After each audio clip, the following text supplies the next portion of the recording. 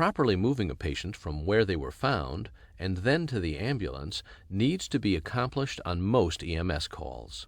In most cases, this is done slowly and carefully. In some serious patients, the lifts may need to be done very quickly to move the patient out of harm's way. In all situations, it is necessary for the first responder to understand which would be the best means of lifting the patient, how to use the device chosen to remove the patient to the ambulance, and how to use good body mechanics to minimize the potential injury to themselves or their partners.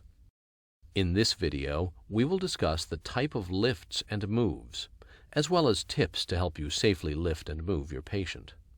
First, it is essential that the first responder understand body mechanics. Body mechanics is the proper use of the body to prevent injury and to facilitate lifting and moving of the patient. Prior to lifting any object, consider the following: the patient's weight. Will additional assistance be required? What are the physical lifting abilities of you and your partner? Plan how you will accomplish the lift and communicate it. Another important aspect of body mechanics involves following a few simple rules when lifting. Position your feet on a firm surface and shoulder width apart. Use your legs, not your back, to lift. Do not lean over and compensate when lifting with only one hand. Keep the weight as close to your body as possible. Rather than carrying a stretcher or reeves downstairs, use a stair chair. First responders can be prone to injury when they are placed in a position where they are reaching, pushing, or pulling. To prevent injury when reaching, the first responder should keep your back in a locked-in position. Avoid twisting while reaching. Avoid reaching more than 20 inches in front of you. Avoid a prolonged reach when a strenuous effort is necessary.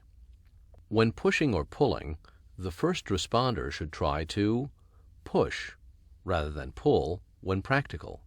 Keep your back in a locked-in position. Keep the line of the pull through the center of your body by bending your knees. Keep the weight close to your body. Avoid pushing or pulling overhead.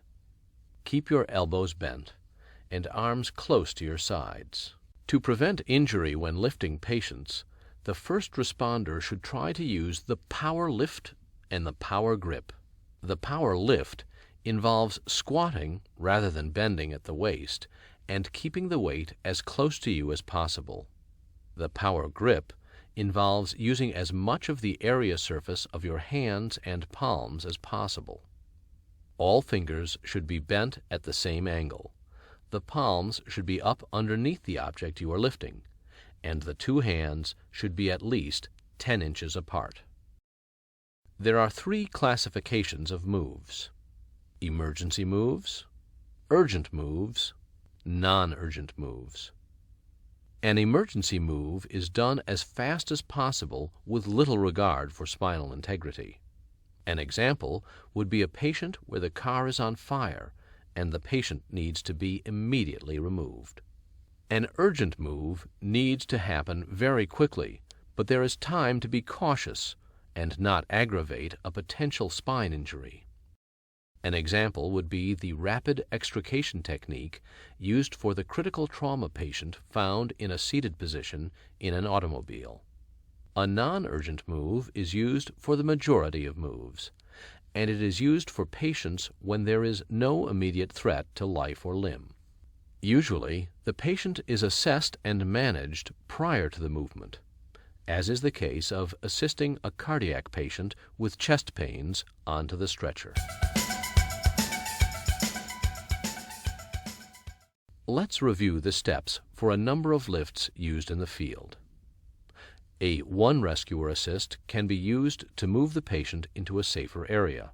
Place the patient's arm around your neck. Grasp the patient's hand in your hand. Place your other arm around your patient's waist. Then help the patient walk to safety, communicating with him or her about obstacles or uneven terrain. The two rescuer assist is done in the following manner. Each first responder stands at one side of the patient. Each places a patient's arm around his or her shoulder and grips the patient's hand. And then both the first responders help the patient walk to safety. The direct ground lift is often used to move a patient to the stretcher. To accomplish this, the following steps are taken. Set the stretcher in the lowest position and place it opposite the patient. Both the first responders get in position along one side of the patient. First responder number 1 is at the head end, and first responder number 2 is at the foot end. First responder number 1 will cradle the patient's head and neck by sliding one arm under the neck to grasp the shoulder. The other arm should be placed under the patient's lower back.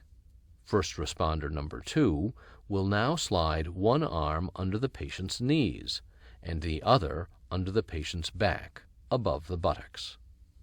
If there is a third rescuer available, have them place both arms under the patient's waist, while first responders 1 and 2 slide their arms up to the mid-back or down to the buttocks. On a signal, the crew lifts the patient to their knees, stands and carries the patient to the stretcher, drop to one knee, and roll forward to place the patient onto the mattress. There are a number of emergency moves that can be used by a single first responder to quickly move a non-spinal injured patient. To do the firefighter's drag, take the following steps. Place the patient in the supine position. Tie the patient's hands together with something that will not cut into the skin. Straddle the patient using his or her head.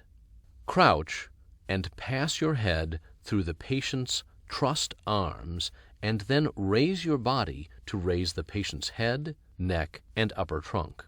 Crawl on your hands and knees, dragging the patient and keeping the patient's head low to the ground. A blanket can be used for a blanket drag. Gather half of the blanket up against the patient's side. Roll the patient towards your knees. Gently roll the patient onto the blanket.